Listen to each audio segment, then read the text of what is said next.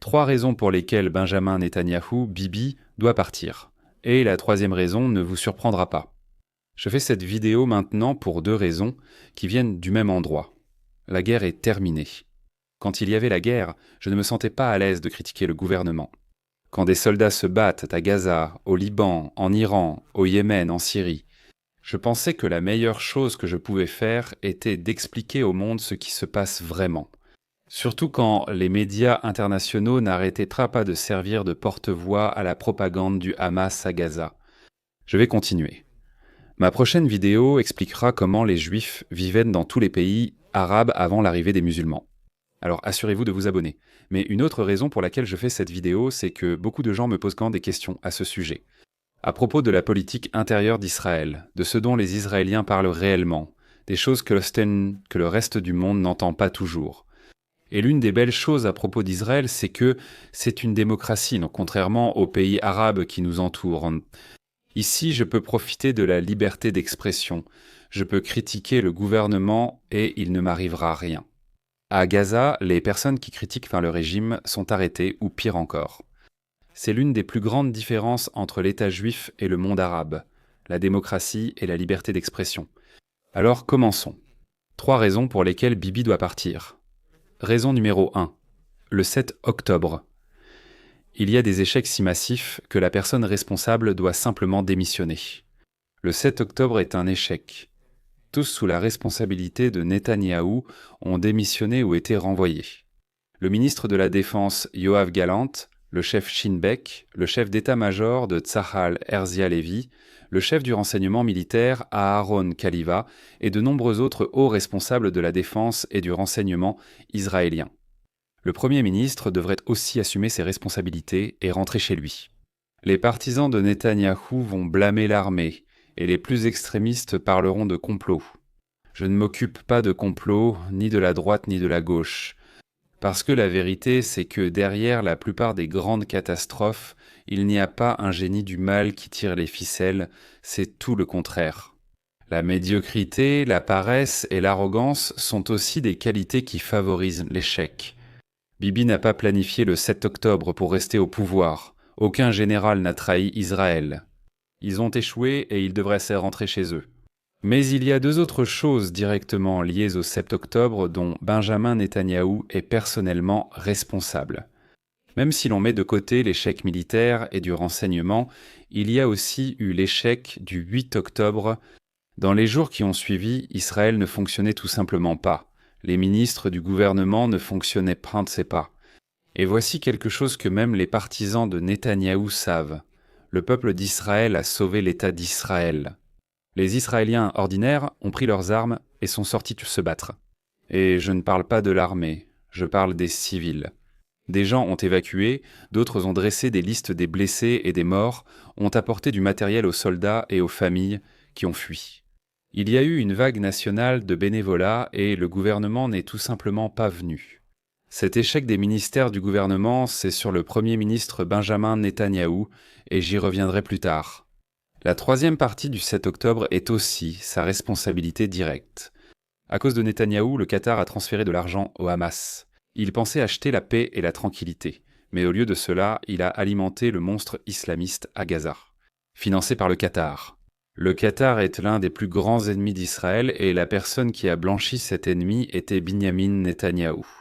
Je ne parle même pas de l'affaire Qatargate qui fait actuellement l'objet d'une enquête, dans laquelle le Qatar aurait soudoyé des responsables israéliens proches de Netanyahou.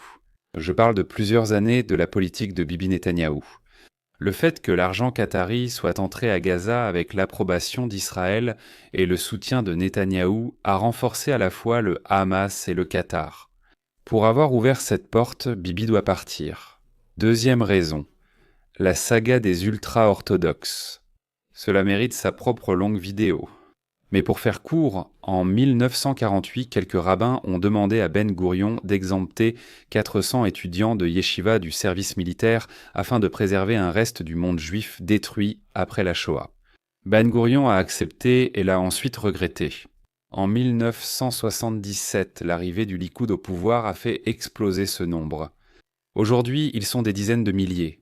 Non seulement ils ne servent pas dans l'armée, mais beaucoup d'entre eux ne travaillant pas non plus. Leurs femmes travaillent et ils vivent des allocations sociales. Cela n'a pas commencé sous Netanyahou. Mais ces 2 dernières années, durant l'une des guerres les plus longues et difficiles d'Israël. Son parti ne s'est pas contenté de le tolérer, il y a coopéré. Il y a seulement quelques jours, il y a eu un immense rassemblement ultra-orthodoxe contre la conscription, et le Likoud a travaillé main dans la main avec lui. Certains ministres voulaient y aller, mais finalement ils ne l'ont pas fait, probablement parce qu'une aile ultra-extrême de la communauté orthodoxe y a également participé. Seul un petit nombre de membres du parti Likoud étaient prêts à dénoncer le refus de servir. Maintenant, je sais que je vais recevoir beaucoup de messages de la part de téléspectateurs ultra-orthodoxes déçus par ce que je dis. Et oui, il y a des Haredim qui aident, qui font du bénévolat, qui servent, comme les membres de Zaka, et quelques soldats ultra-orthodoxes. C'est vrai, mais c'est l'exception.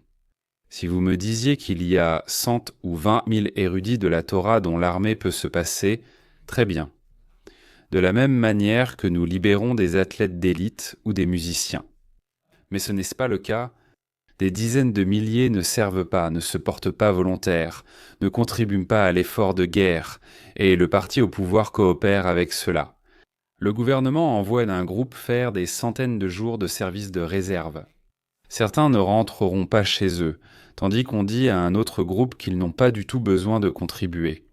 La troisième raison pour laquelle Bibi doit rentrer est similaire à ce que vous connaissez dans votre pays. Peu importe que vous veniez d'Espagne, d'Inde, d'Allemagne ou du Wisconsin. Corruption. On dit souvent « le pouvoir corrompt » et « le pouvoir absolu corrompt totalement ». Et c'est vrai, avec une petite pause entre les deux. Bibi est Premier ministre depuis environ 15 ans.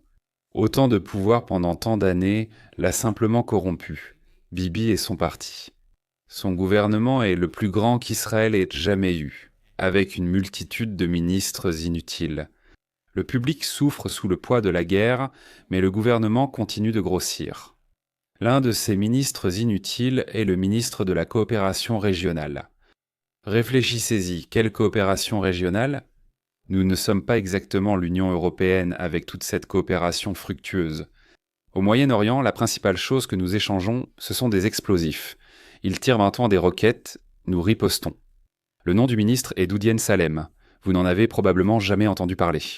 Son activité principale semble être de distribuer des emplois à ses amis. Et qu'a-t-il promu dernièrement ? Une loi qui permet au ministre de nommer les membres du Conseil non pas selon le mérite, mais selon la loyauté politique.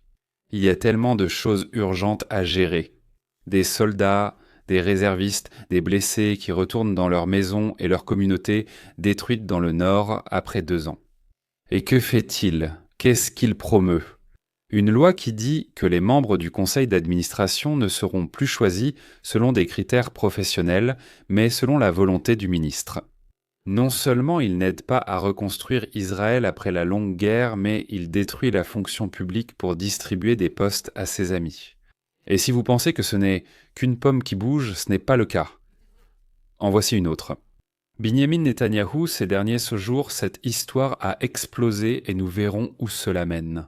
Mais Netanyahou a essayé d'obtenir un poste pour son fils en tant que chef du département de la diplomatie publique à l'Organisation sioniste mondiale.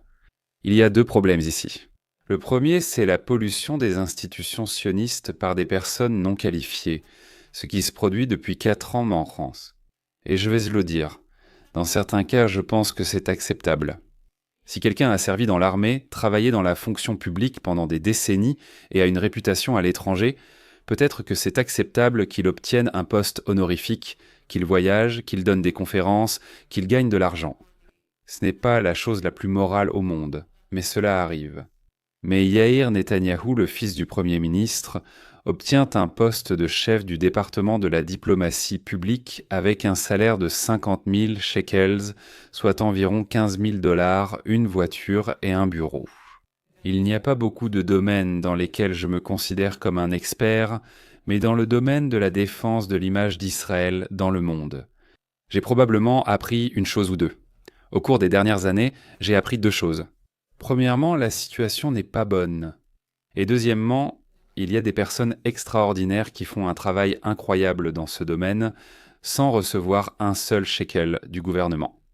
Des personnes comme Eliab Betito, Ella Kainan, Youssef Gadad, Nod Dishbi, Ashley Waxman, Bakshi, Sahar Taloran et bien d'autres, Yair Netanyahou n'en fait pas partie. Depuis 2 ans, Yair Netanyahou vit à Miami. Il n'a pas choisi de rester en Israël pendant la guerre et de faire du bénévolat. Il n'a créé aucune organisation de Hasbara. Il mène la belle vie à Miami.